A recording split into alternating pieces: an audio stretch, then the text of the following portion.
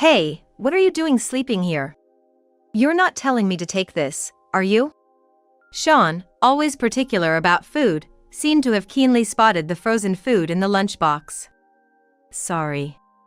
Mom's got a fever of 104 degrees Fahrenheit. Struggling with a high fever since this morning, I stood up and reached to close the lid of the lunchbox. However, Sean roughly swatted the lunchbox off the table. Hey, what are you doing? I raised my voice, despite being feverish. Sean's face flushed with anger, and his body trembled with rage. He grabbed a vase from the table and hurled it at me with all his might. Don't you dare slack off on housework, you leech off dad. Sean, the son of my husband Tom and his ex-wife, had become increasingly hostile towards me as he grew up. But this was the first time he had gone to such extremes. I dodged the vase thrown by Sean, staggering. It must have been my scolding that infuriated him. I couldn't let it go, but I didn't have the luxury to deal with Sean right now. I felt so sick, I could collapse any moment. Enough! Suddenly, a shout came from behind me. It was unmistakably Tom's voice, and I thought he was scolding me. I had told him about my poor health last night.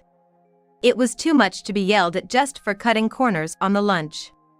As I turned around fearfully, there stood Tom. Looking furious as I had never seen before, his shoulders shaking with anger. At Tom's feet, fragments of the vase thrown by Sean were scattered and wet the floor. Seeing Tom's arrival, Sean looked at me as if to say, "See, I told you so." Just as Sean began to smirk, Tom uttered something unbelievable. "My name is Sally Manson. I'm a 49-year-old housewife. I married Tom, my current husband, when I was 42. This is my first marriage, but it's Tom's second. I met Tom at my previous job. I was doing office work, and Tom, a sales representative who visited often, became an acquaintance. Originally not good at socializing, I was drawn to Tom's earnest and honest nature as we talked. Tom had a son from his previous marriage. I was surprised when I learned he had been married before. Could a serious man like him also have a marriage that didn't last? That's what I initially thought, but after hearing the details from Tom, I felt sympathetic. Tom's ex-wife seemed to be quite the party-goer, and it turned out that their divorce was due to her infidelity. Tom knew about her bad habits since they were dating, but he believed she would change. However, no matter how hard Tom tried, the outcome never changed. Despite her promises to never do it again, the ex-wife repeatedly cheated. Even after their son was born, her habits didn't cease, leading Tom to a tough decision to divorce. He couldn't leave his son in such an environment. Tom deeply loved the son he had with his ex-wife. The son's name is Sean, now a 21-year-old college student. Although there's no blood relation between Sean and me, he became my son when I married Tom. I was introduced to Sean during our dating period and had met him several times. I first met Sean when he was 10. It was a delicate issue, so Tom and I took our time to discuss it with Sean. No matter how much we loved each other, if Sean rejected the idea, that would be the end of it. Being an elementary schooler, it must have been hard for him to understand everything. Honestly, it didn't seem to be that important to Sean. Without any particular rejection, Sean became my son. But when we started living together, Sean's troublesome nature became apparent. Tom works in sales at a major insurance company. He's earnest by nature and raised Sean alone after the divorce with his ex-wife. While taking care of Sean, Tom managed his job well and has risen to a managerial position.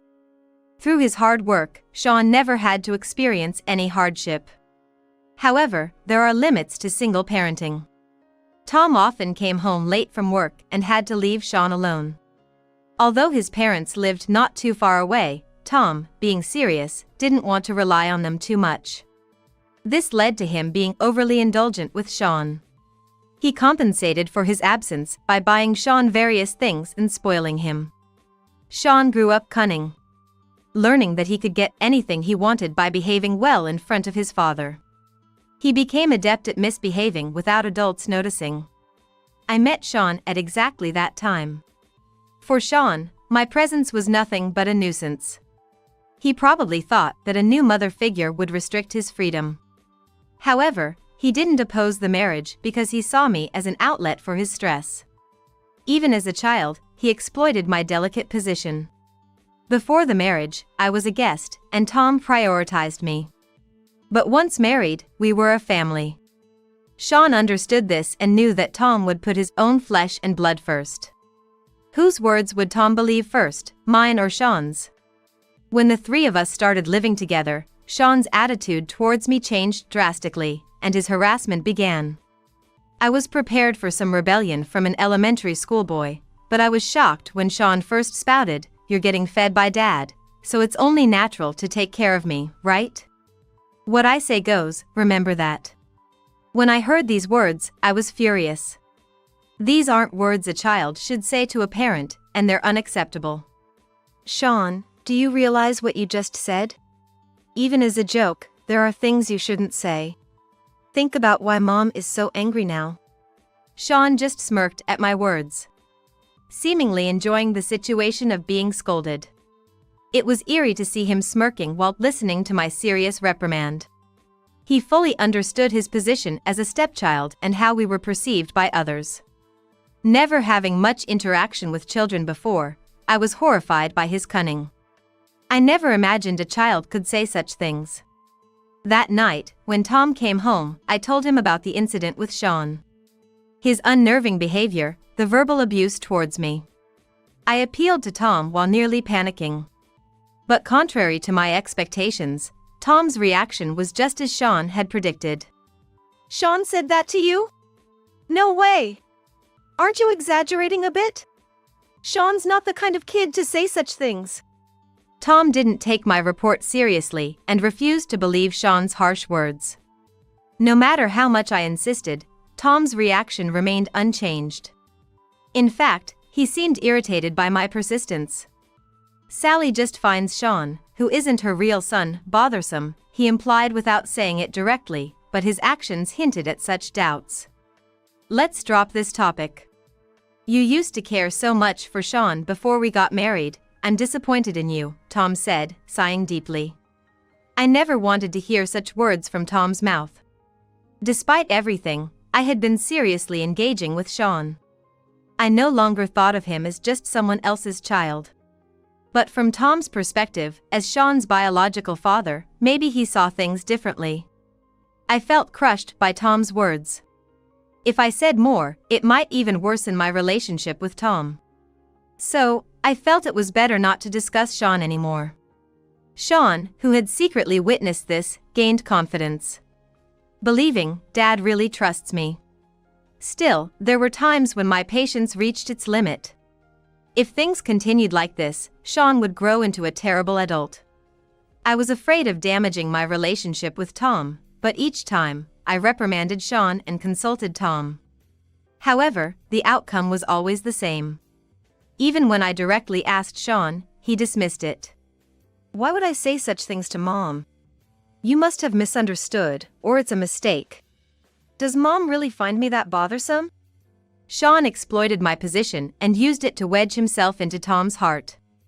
If this continued, it would play right into Sean's hands, and irreparable cracks might appear in my relationship with Tom. The parental feeling of doing it for Sean's sake eventually got buried deep in my heart. I made sure to keep my mouth shut about Sean's behavior and even put a lid on my own emotions. I didn't want to resort to such thinking, but Sean would eventually leave home, and it was just a matter of enduring until then. Maybe, one day, his feelings towards me would change, and he might apologize. Despite interacting with Sean every day, I knew the chances of that happening were slim. Yet, I had no choice but to encourage myself with such thoughts. And so, I deceived myself and endured each day desperately.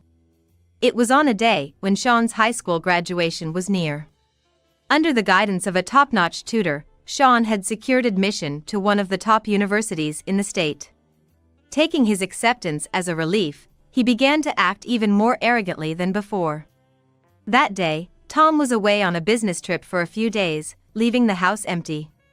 In the evening, after finishing all the chores, I waited for Sean's return. Since Tom wasn't there, it was going to be just the two of us for dinner, so I prepared a substantial menu as usual. However, Sean didn't return home even after his usual time. I hadn't heard anything from him. Maybe he was delayed by a class or something? I began to worry. Was something wrong? I sent a message to Sean's phone, but there was no reply from him. It was past 8 p.m. and still no word from Sean, but I didn't start dinner, waiting for him to return. About an hour later, I heard noisy voices outside the house. With a bad feeling, I opened the front door to find Sean standing there with a group of young men and women. "What, you're home? I'm gonna throw a party, so can you leave?" Sean said with a click of his tongue upon seeing me.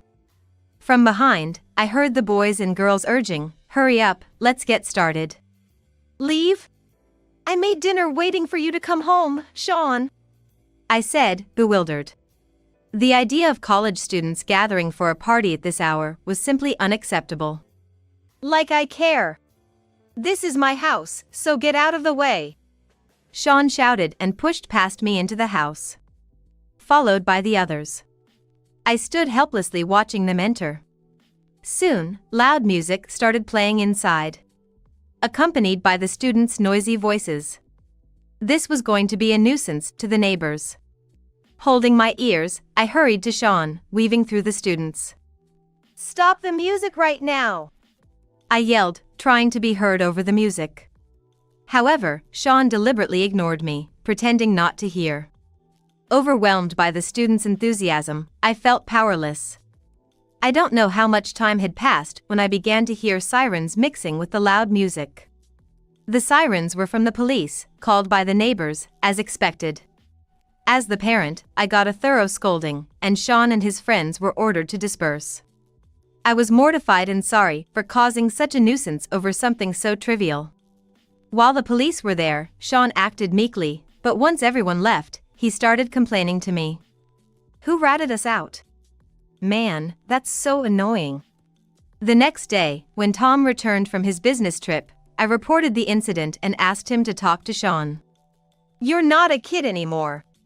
Act like an adult and live in a way that's not embarrassing," Tom lectured Sean, who, for once, apologized to me sincerely. Then, Sean went with Tom to apologize to the neighbors. He received a good scolding from them and came back with tears in his eyes. I thought Sean had truly reflected and changed, but my hopes were quickly dashed. One night, after Sean had started college and some time had passed, I was suddenly struck by a chill. Fearfully, I checked my temperature with a thermometer. 99.5 degrees Fahrenheit. I had a slight fever. I didn't have any symptoms of a cold, but my body felt heavy, and my head was a bit cloudy. I told Tom I'd go to bed early, just to be safe, and went to sleep.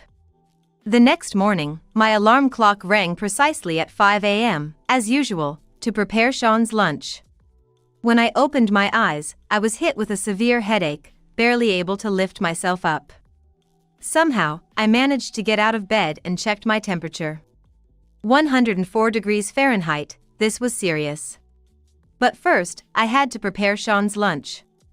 I staggered to the kitchen, leaning on tables and walls. In my state, I couldn't possibly cook properly. I usually pack all homemade dishes, but today, I decided to fill the lunchbox with some frozen meals I had bought for myself. Though frozen, they were tasty and nutritionally balanced.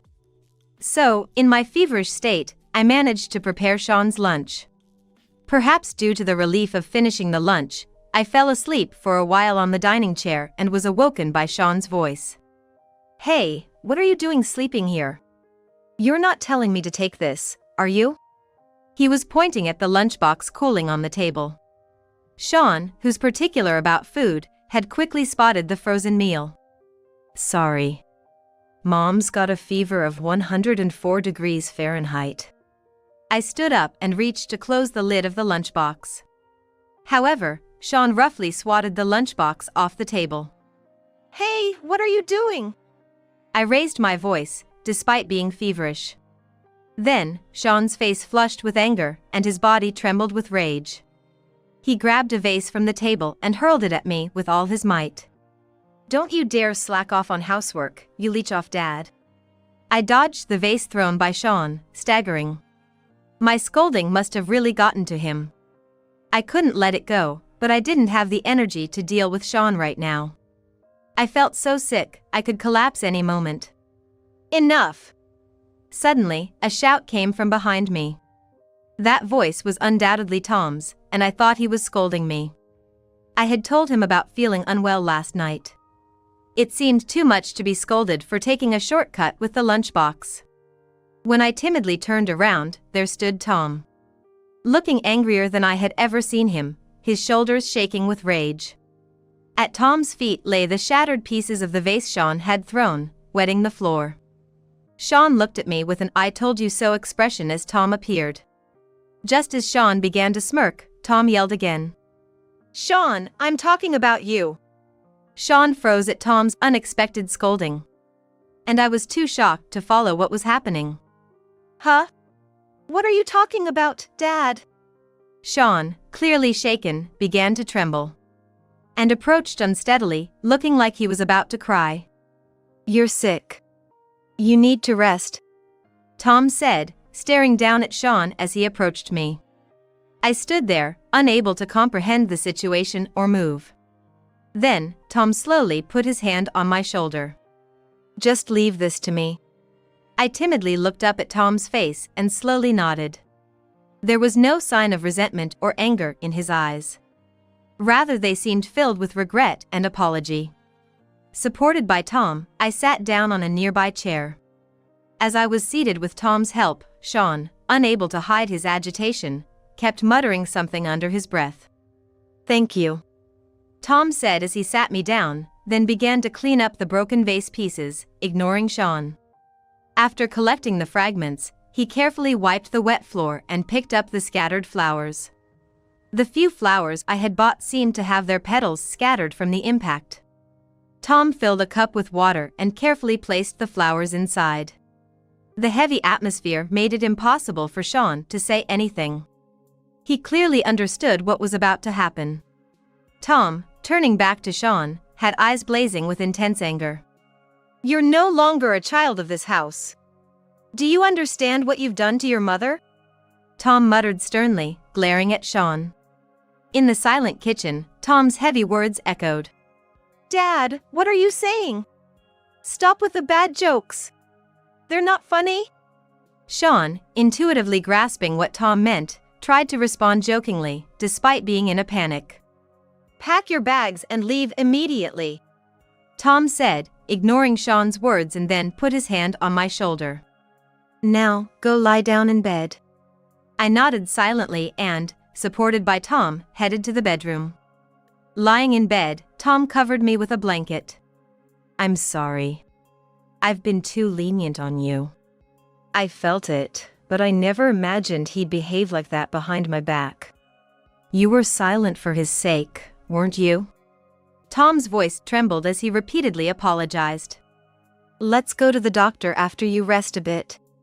Tom seemed unable to hide his shock, but after a while, he said this and left the room. I was overwhelmed by Tom's kind words, thinking he was going to blame me. He hadn't just loved Sean. He truly cared for me too. Tom had been struggling and watching over me. Despite the fever, the pain seemed to fade away, replaced by a glimmer of hope in my heart. At the hospital, I was diagnosed with a high fever due to overwork.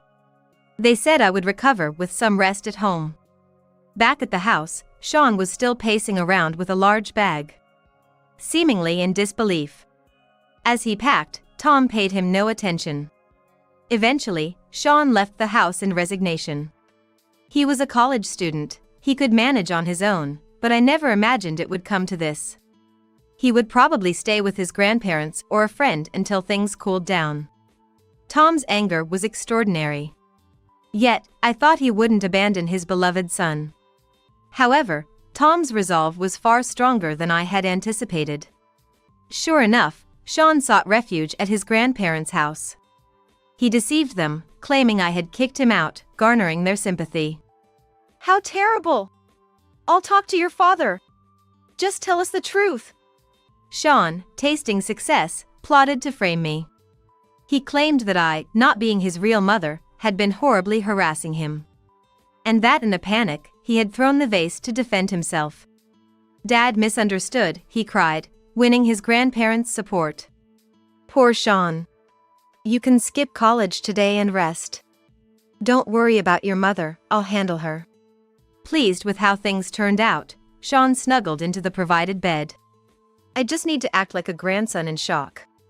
He never doubted his plan would work.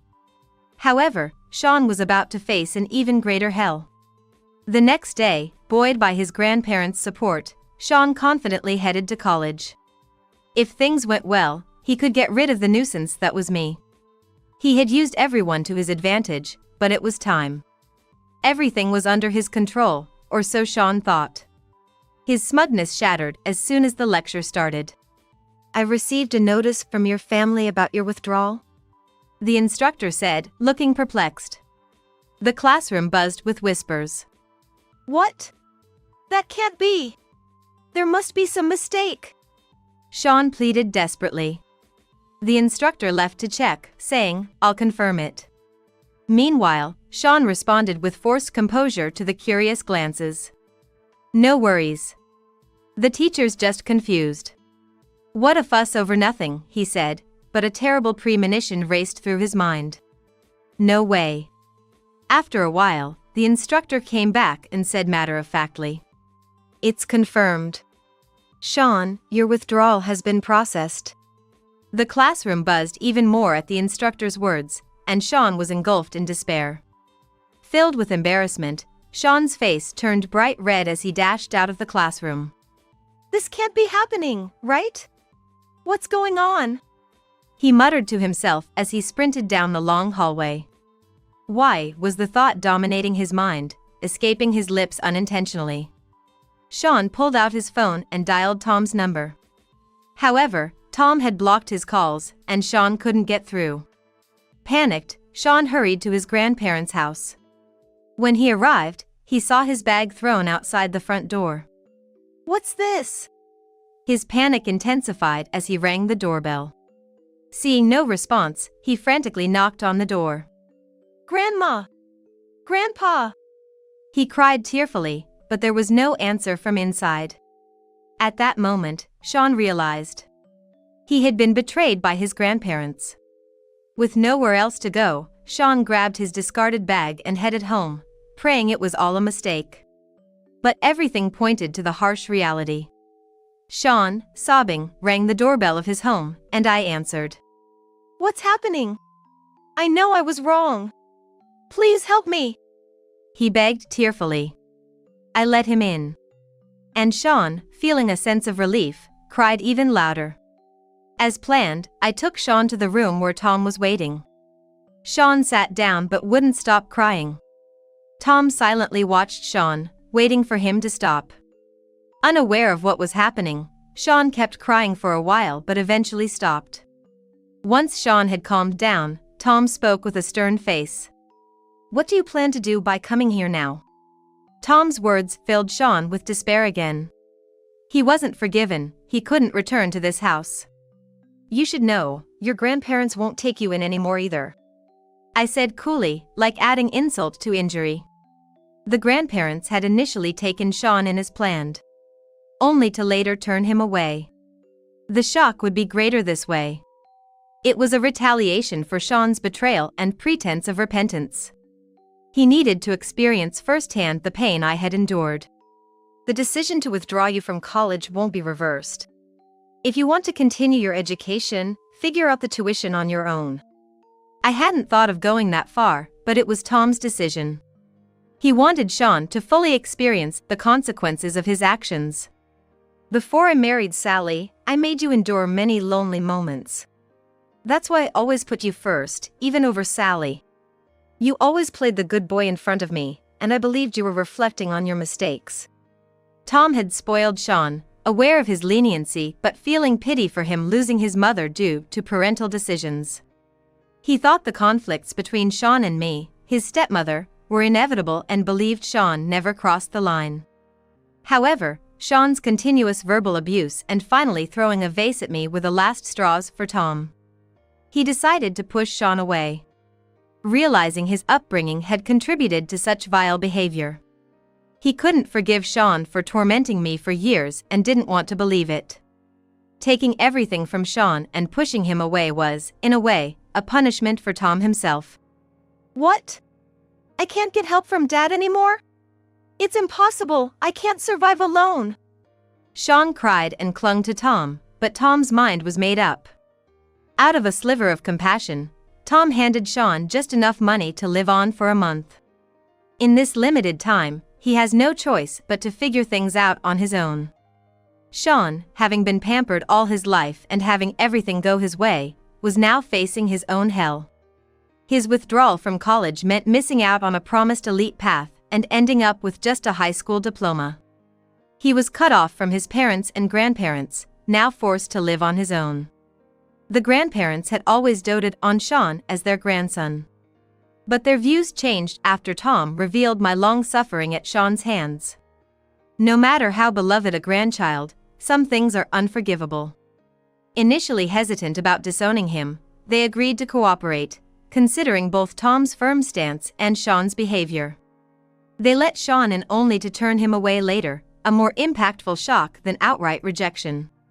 Sean rented a rundown apartment the same day. A place with shared bathroom facilities, thin and dingy walls. Any loud partying would get him kicked out in an instant. Staring at his dwindling funds, Sean wept. He had lost his home, his family. His friends, who had always taken advantage of his lavish lifestyle, were now gone too. Sean, who had always been self-centered and lacked common sense, had maintained friendships solely through money. Now, without any allies, his future was bleak. He had never worked a day in his life, relying on his parents for even social expenses. Could such a pampered person find a job? To survive, he would have to take any job, no matter how tough. As these thoughts crossed his mind, Sean's tears wouldn't stop. A year had passed since Sean left our house. Tom had started to prioritize me again, like when we first met. Recovering our relationship that had been centered around Sean for the past decade. I, too, could now enjoy my relationship with Tom without constantly thinking about Sean. I'm truly sorry for all the pain I caused you. Blinded by my love for my son, I lost sight of everything else. I had never voiced it before, but every time Tom criticized my words towards Sean, I felt deeply troubled, sick even. I felt attacked for not being his biological mother. Even though Sean legally became my son, there was one aspect that could never be changed. I felt crushed, as if this unchangeable fact was constantly being used against me. Now, I can talk about it, but Tom always had this delicate matter in the back of his mind. He never meant it in a bad way, he was resolved never to speak of it to me. Learning how much this troubled me, Tom began to apologize whenever the opportunity arose. Sean's departure freed us from various entanglements. Whether he knew it or not, Sean started sending us letters periodically. They weren't about wanting to mend our relationship, but more about updating us on his situation. It must have been his way of apologizing. Since that day, he's been desperately looking for work, getting by day to day through manual labor. Tom doesn't say anything, but he seems a bit relieved reading those letters. We won't reach out to him anymore, but it feels like a burden has been lifted off our shoulders. At our age, having children of our own is difficult, but it looks like we can live happily together now. Until now, life has been more about enduring hardships than enjoying it. But from here on, I can live my life. A bright and enjoyable life.